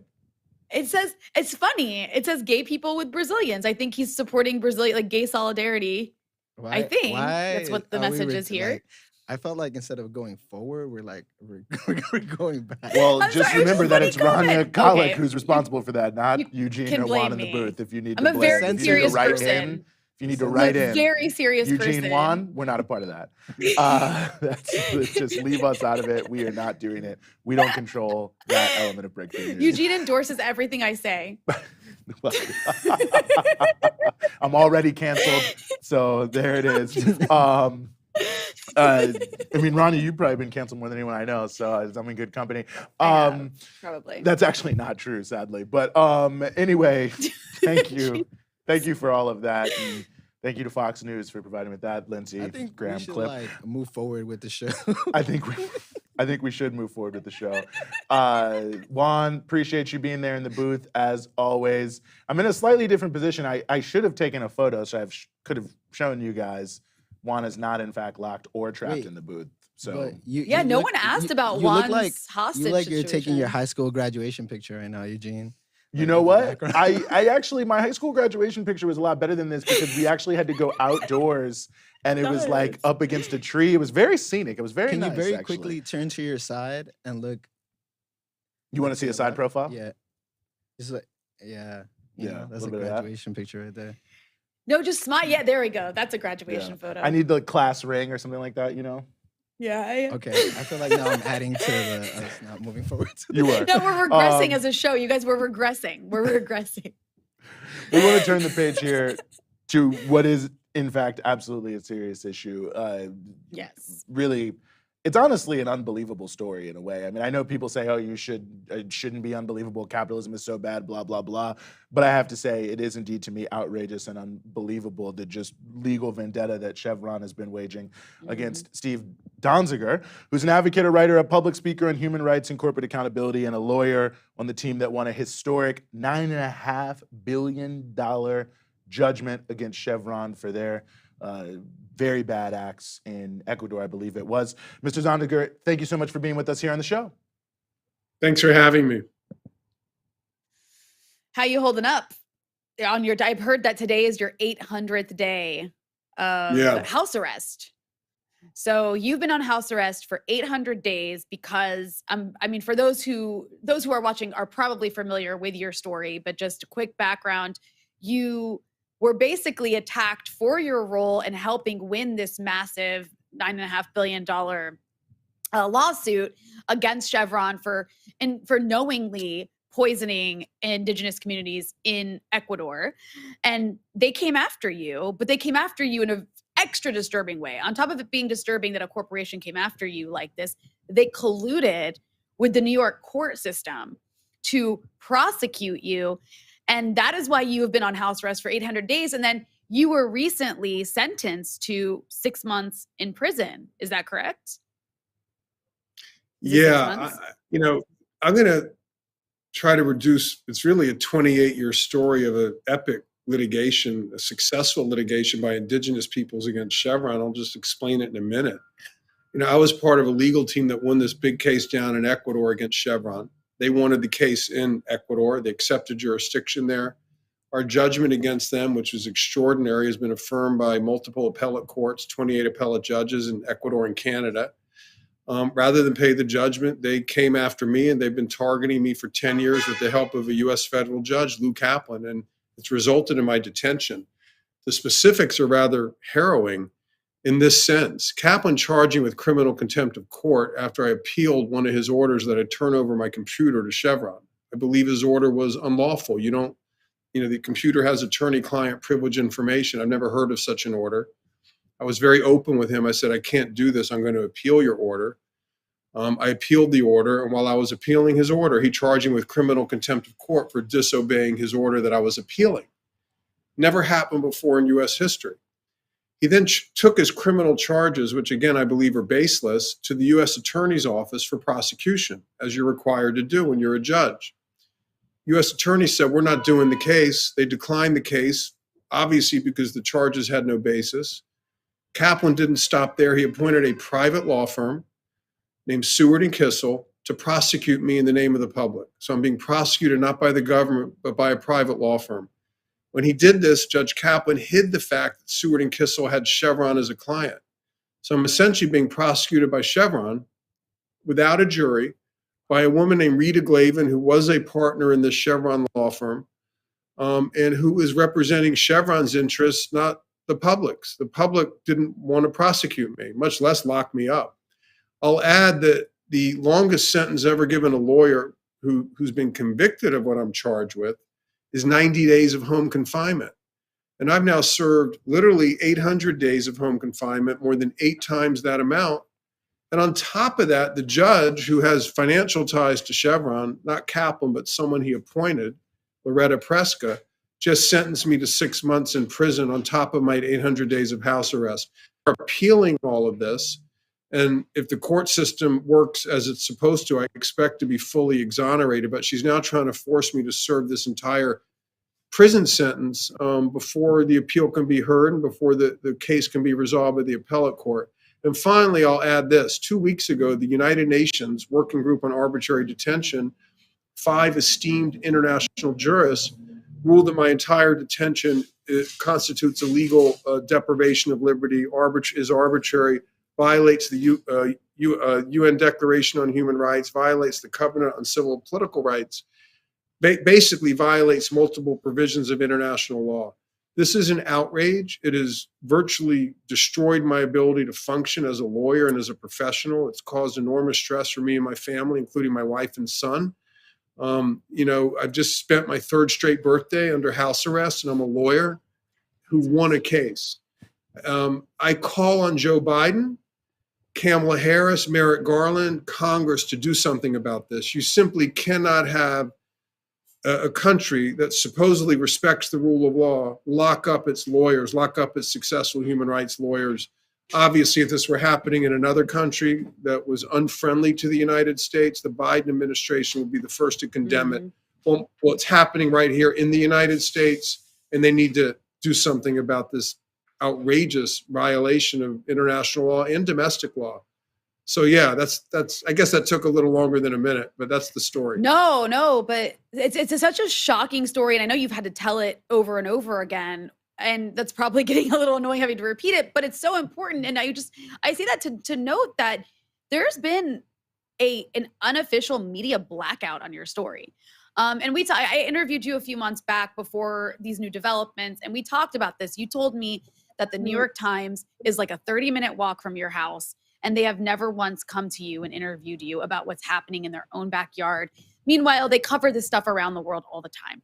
And I think I saw Katie Halper tweet out a video of like somebody on MSNBC sneaking in. I think it was like an academic on the issues of like fossil fuel poisoning. And she like snuck in your name on MSNBC. And that was the only time they've ever said your name.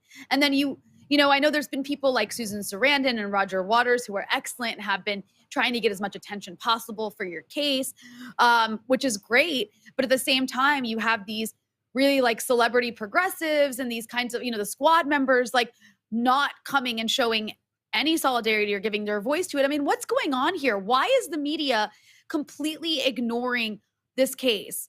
And why are politicians completely ignoring this case, in your opinion? Well, you know, Chevron and the fossil fuel industry have a lot of power, and what the people of Ecuador have done with the help of their lawyers like me is very threatening. And they want to try to silence us and ignore the story. I mean, I will say that independent journalists like The Nation, The Intercept, Chris Hedges, you, Katie, Michael Moore, I was just on his podcast, have been fabulous. I mean, the stories have really captured the horror of what's happening, not only to me, but what this means for the United States, you know, in terms of advocacy, in terms of free speech, in terms of our democracy. So, you know, the media has been good, but the big media has completely ignored the story. Been covered by a single network. CNN has been silent, MSNBC silent, CBS, NBC, Fox, ABC, all silent. Several reporters from these outlets have contacted me and interviewed me, and then their stories just get killed. They can't get them on air or in the newspaper.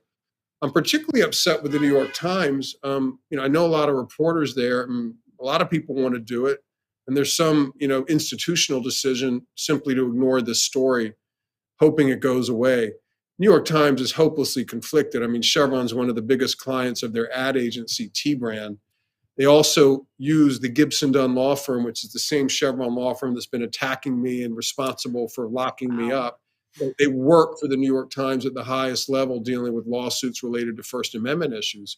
So the New York Times is conflicted. Dean Baquette, the executive editor, I've called on him to deal with this, as has Chris Hedges, nothing but silence. And it's frankly embarrassing for the New York Times because the story is out there. I mean, the facts are out there due to the courage of many journalists, including yourself, Rhianna. So I think eventually the New York Times, just to protect its own credibility, is going to have to write something about this. Eventually. Stephen, I wanted to ask you, I think, you know, obviously what you're going through is horrible for you and your family. I really don't know how you've kept your sanity. I think I would have lost mine had I been in the same position as you. And all of our solidarity is with you on what you're dealing with. But also, you know, I think that this also goes beyond you in a way, because what's happening to you, what's being done to you, I think is a bigger threat than we realize. So can you explain what the sort of broader threat is here when we're talking about the persecution of a human rights lawyer such as yourself? What does that mean going forward that this was allowed to happen? Well, I want people to pay close attention because your question is critically important. This is a playbook. This isn't happenstance. It's not the mistake of a judge. It's not an overreach by a corporation. It is actually a playbook that has been used in other countries against other activists, and will be used again in this country against lawyers and activists who are a little too successful in holding the fossil fuel industry accountable. This is a fossil fuel industry playbook designed to silence activism and intimidate people into not doing the frontline legal work and campaigning work needed to protect our planet and to hold major polluters accountable. I mean, think about this. Texaco, now Chevron, went into the Amazon of Ecuador and made a conscious decision to dump billions of gallons of cancer-causing oil waste onto indigenous ancestral lands. Thousands of people have died. That was a money-saving, I should say, decision. It was based out of pure greed, and it led to enormous profits for Texaco and its shareholders for many years at the expense of these vulnerable communities. Well, we came in as lawyers and tried to realign that awful situation and force Chevron to pay the people it poisoned. We won the case, and rather than pay the judgment, they've literally spent $3 billion to pay 60 law firms and 2,000 lawyers to attack me and other lawyers. It's a playbook designed to intimidate those of us who do this work. It's designed to intimidate indigenous peoples who are the frontline defenders of the planet.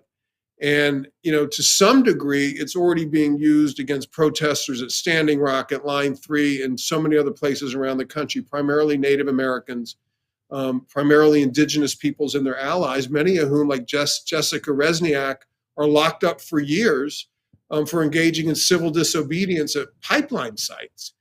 So this is not new, but what's never been seen before is this idea of a corporate prosecution, that is a Chevron-driven private prosecutor who managed to lock me up for 800 days. I never got a jury. I'm charged with a crime that was rejected by the regular prosecutor. This is in my opinion, a manufactured case designed to intimidate. And by the way, no disrespect to our friends in other countries around the world, but you see this in other countries. Russia does this, China does this. Turkey under Erdogan does this. This. You come from, a part of the world where authoritarian leaders and autocratic leaders use their laws and their judicial systems as weapons of violence to target their political opponents.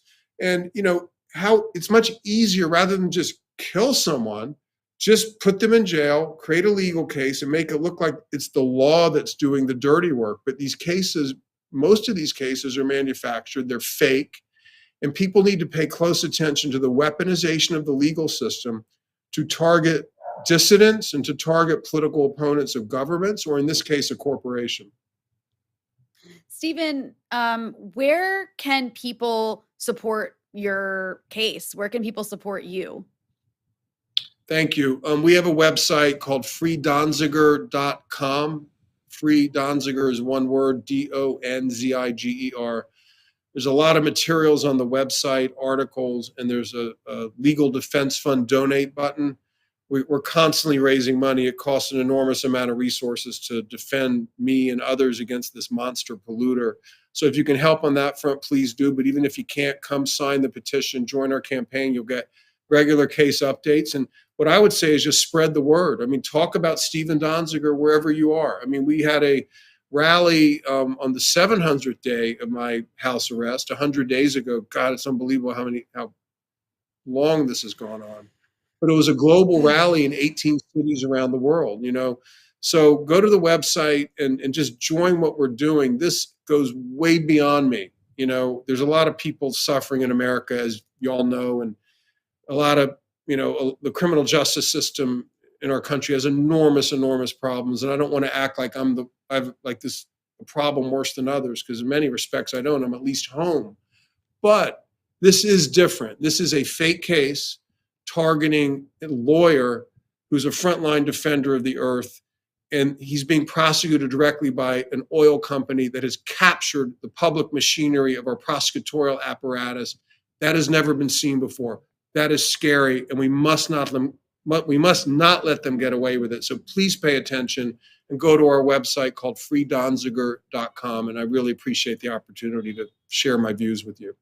No, we really appreciate you. Thanks for giving us some of your time and joining us. It's scary and shameful. Really appreciate it. freedonziger.com. Everyone go check that out. Thanks again.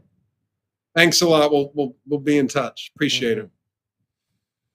Well, and I'll also mention, Rania, that you did interview Mr. Donziger on Dispatches, so there's more from Breakthrough News on that if you want to cover it. Right? I'm right about that, I hope, right? Yes, indeed. Yes, I did interview him, and it was an excellent interview. We went in depth on the case. If you want to learn more, go to the, I guess, dispatches section of Breakthrough News and keep going back until you find it. That was not a very good it's a good sign that advertisement. we've been doing a lot here, which is a good reason why if you're watching us on YouTube, make sure you hit the subscribe button, make sure you hit the bell so you can get the alerts. We've got a lot of content coming out, video, audio, all sorts of things. We actually even have fantastic political more to cartoons that are come. coming out across our social media as well. So at BT Newsroom on all your social media platforms, youtube.com/breakthrough news. Check all of that, subscribe, hit the bell, get the alerts. Oh, and look at that. You can also go to patreon.com/breakthrough news and you can become a patron, help keep us moving forward here. By the way, shout out to Abu Haram, who put in 2 donations there during the time Mr. Donziger was talking there, or maybe put in 1 and I just got the message twice. Either way, shout out to you for doing it, saying that Chevron should have found somebody with less courage, dignity, and self-resolution to pick this fight with. I wish I carried myself with such honor. I do have to say, very impressive the way Mr. Donziger has waged this fight and not given in. I'm sure he didn't talk about it, but in these cases, there's always a chance that they give you to sell out and to, go on the side of these terrible people. So shout out also to a guy named John, who also threw something in there. So shout out to you. But either way, patreon.com/breakthrough news. Become a patron. Certainly we already are extremely grateful for everyone's patronage and would be moving forward. But yeah, Rania, as always, I feel we have all these stories that just sort of, the red thread running through them is, the malfeasance, greed of corporate capitalism. Yeah. Why did you whisper that? Is that a Halloween thing? I don't know.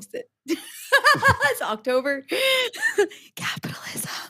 That's the problem. It's like, well, I did see I don't want the Audible, capitalists to hear. has like some new Sandman thing going on. So I didn't know if you were doing your voice acting thing or what. But yeah, I mean, certainly the deprivations of capitalism are everywhere.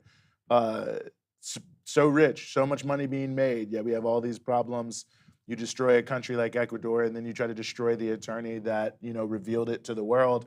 It really is wild. And we just were talking to Steve Donziger, who mentioned Line 3. And so I'll also just note to people to make sure you check out the People versus Fossil Fuels actions that are going on this week in Washington, D.C. Big news as it concerns Line 3. There are thousands of people down there. People are protesting. People are getting arrested. Indigenous leaders occupied the Bureau of Indian Affairs today in a civil disobedience. And of course, there's famous heritage with that, the famous 1971 takeover, the BIA, that played a major role in the launching of the American Indian movement as a mass movement around this country and to the knowledge of people around the globe. So yeah, there's quite a bit going on. Civil disobediences, teach-ins, people getting arrested. The People versus Fossil Fuels, I think, is the broader frame, but it really is about this Enbridge Line 3 that's going through the northern part of Minnesota, destroying the wild rice crop of the Ojibwe people, really potentially poisoning the water and the massive watersheds all over the place. It's a terrible situation. But another important piece of news here where we're talking about the issue of the destruction of the environment and the indigenous-led resistance to it. Indeed, it doesn't end. It does not end. But speaking of end, yeah, we are nearing the end. I was like, no, I think we are more or less at the end. If that's what you're I was wondering, I was trying to get out of here. I was wondering if you got something to do. Yeah. Well, you got drinks. You gonna meet somebody. Yeah, I got drinks, and then I want to go. I want to go see if there's any other sectarian clashes going on in Beirut. I wanted to bring in one before we sign out here. And Eugene. Speaking about somebody being held in hostage. Oh my God! Sorry, that's my segue. This is. I don't even know what to do with that. It's the elephant in the room, Eugene. It's the elephant. It is the elephant in the room. And Juana's actually closed the door so that I cannot take a photo and show you all that the door is wide open and they can leave at any moment. Well, so how do we know it's wide open? If this is a will right here. So we're just supposed to believe you. Whoa! There's we'll just open the door. Did you hear that? Did you hear that? The door is open. I don't know. I think it's propaganda. I think it's propaganda. Someone I who's think not it's Juan just walking behind Juan me here. hostage I promise you, this person was actually in the same room. This proves that Juan in the booth is not in fact trapped. You know what it is? Behind That's glass. the prison guard. That's my cat. The prison Yeah, guard. yeah. That's my cat. Well, here's now the that thing. you've seen the You're behind the wondering- scenes of, and Juan going off camera right at that moment, by the way, that was not any sort of, there's nothing that going was not on an there. accident. I'm very We're going to end the show on pro-Juan. that I'm note, very though, pro with free Juan. Juan. Shout out I to just wanted to be Constantine on the again. record. I support free Juan. And I appreciate that. Thank you, Constantine, saying y'all would probably make so much more money at Vice or some other place, but y'all are doing this for the actual people. I can't stop throwing money at y'all for doing that awesome work.